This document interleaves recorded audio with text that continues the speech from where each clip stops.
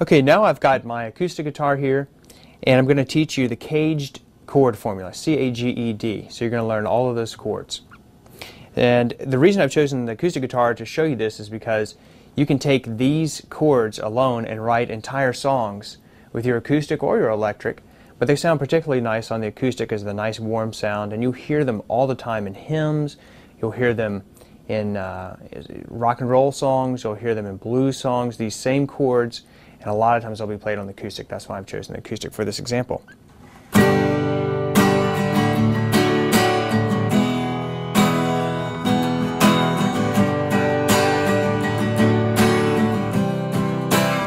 Okay, now that we have some of the basics down, you know how to tune your guitar, you know what size strings you need, you know what position your hands need to be in when you're playing, you know how to hold a pick. What I'd like to do now is just to go ahead and give you a few chords that you can just start playing, because I want to get you to playing as quickly as possible. Now, you're not going to necessarily know or understand the chord progressions I'm going to give you, or even what a chord progression is, but that's okay right now. All you need to know is how to form the chord, and then I'm going to give you a yellow brick road that you can follow and go ahead and start playing immediately, tonight, today. So the first chord I'm going to give you is a G chord, and the G chord is formed by, the first one I'm going to give you is actually a partial G, and all you've got to do is hold down the first string on the 3rd fret, okay, and then you're going to strum all 4 strings. So I'm playing the 4th string, the 3rd, the 2nd, and the 1st. And that's going to give me my, it's a partial G chord, okay? Now the next chord I'm going to show you is actually a C chord, and you form it by placing your first finger, 2nd string on the 1st fret. Okay, then your 2nd finger, which is your middle finger, is going to go on the 4th string, 2nd fret. Your 3rd finger is going to go on the 5th string, 3rd fret. And then this string and this string are open.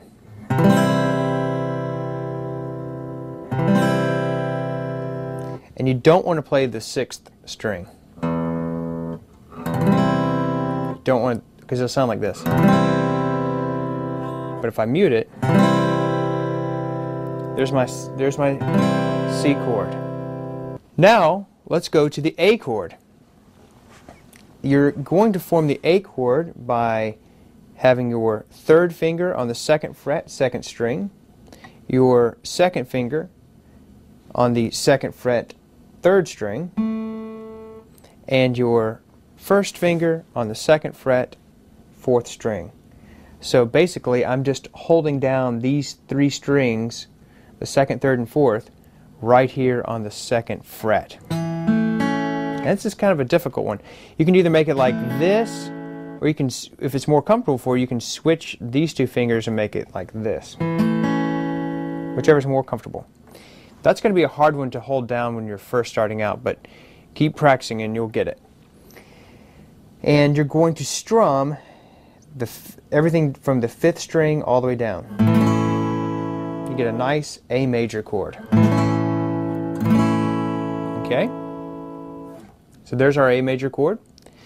Now to make the entire G, what you're going to do is you're going to hold down the 3rd fret, 6th string, 2nd fret, 5th string, then these are open, meaning you're not going to fret these, and then you're going to hold down that top string or your E string or your 1st string on the 3rd fret as well. And then you're going to strum all the strings, and they're going to sound like this.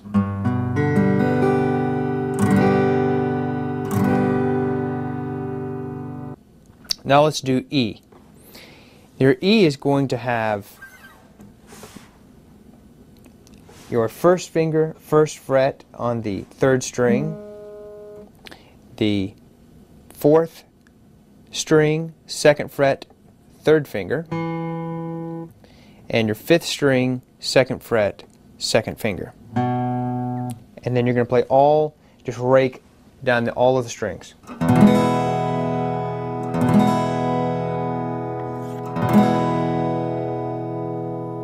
Now let's do D.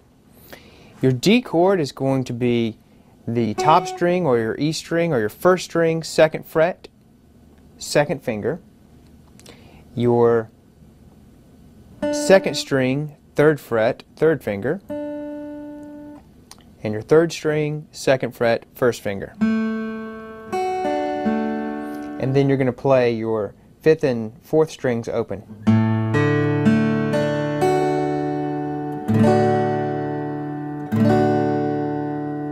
There's your D chord. So you did G, C, A, D, and E. Now you'll notice that if you kind of rearrange those chords, you're going to get, you can spell the word caged, C-A-G-E-D, and that's an easy way to remember those chords, C-A-G-E-D. And you can form a ton of songs with just those chords alone. And now I'm going to give you some progressions, and you don't know what that word means just yet, but you will. But for right now, let's just consider a progression, a way of putting certain chords together so that they form a melody or a harmony. So the first one I'm going to give you is G, and then go to D, then go to C, and back to D. So if I'm just playing these in no particular rhythm, it'll sound like this.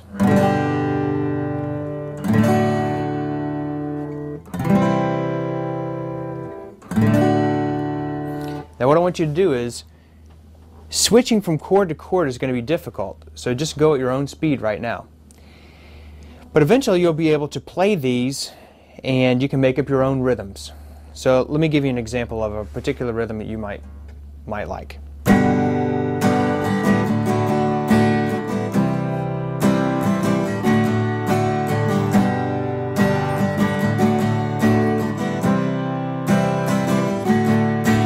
So I'm just going to G, D, C, D, G. Okay? So that's one chord progression that you can play around with.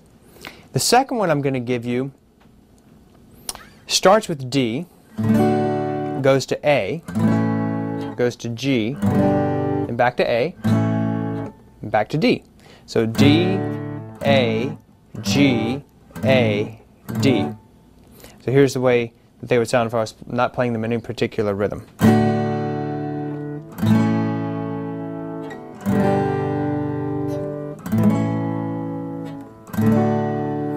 So here's another example of how you could play around with this and improvise and make up your own rhythms.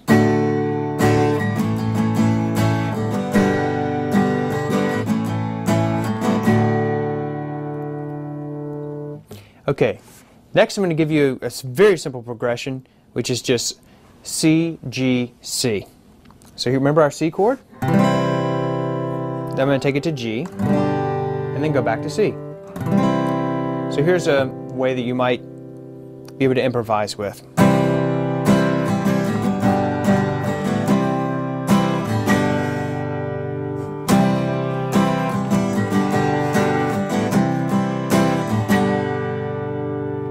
See, that's just two simple chords, and I just changed up the rhythm a little bit, and I've got a song. Okay, the last one I'm going to give you is A, which goes to E, which goes to D, back to E, A.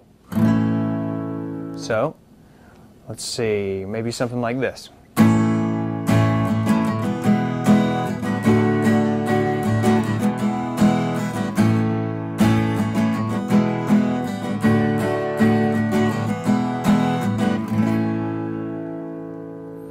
So now with just those simple chords, you can mix and match those, use those progressions and make up your own songs, and you've only been playing guitar for maybe a few weeks, or maybe just got your guitar yesterday.